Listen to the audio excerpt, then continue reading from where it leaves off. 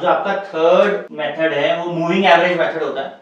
तो उसमें क्या कहते हैं, आपको क्वेश्चन में बताया होता है 3 yearly moving average, 5 yearly moving average, 7 yearly moving average.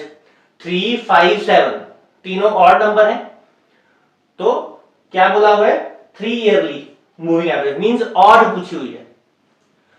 ठीक है, 3 यहां से देखना आपने 3 ईयरली मूविंग एवरेज यानी कि ऑड है। अब इसको कैसे करते हैं, 3 ईयरली मूविंग एवरेज को कैसे सॉल्व करना है आपने। शुरू के 3 इयर्स कौन से हैं, 1, 2 एंड 3। इन 3 इयर्स में सेंटर कहां है, यहां 97 में। तो क्या करेंगे 22 प्लस 28 प्लस 24 डिवाइडेड बाय 3, पहली वैल्यू आ जाएगी। फिर मूविंग एवरेज है तो अब पहला छोड़ दें, अगले पे चले जाओ। तो 28, 24, 30। तो 28 प्लस 24 प्लस 30 डिवाइडेड बाय 3। फिर इसको छोड़ दो, आगे आ जाओ। 24 प्लस 30 प्लस 18 डिवाइड बाय 3, एक वैल्यू और आ जाएगी आपकी। फिर next 30 plus 18 plus 26 divide by 3।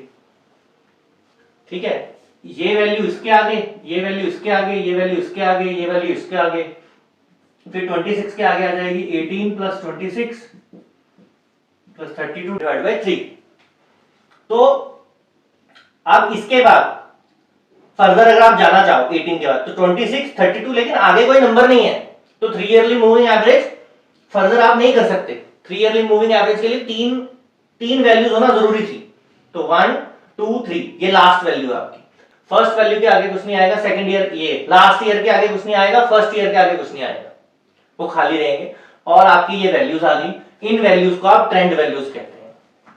और ये आपका आंसर है 3 ईयरली मूविंग एवरेज का।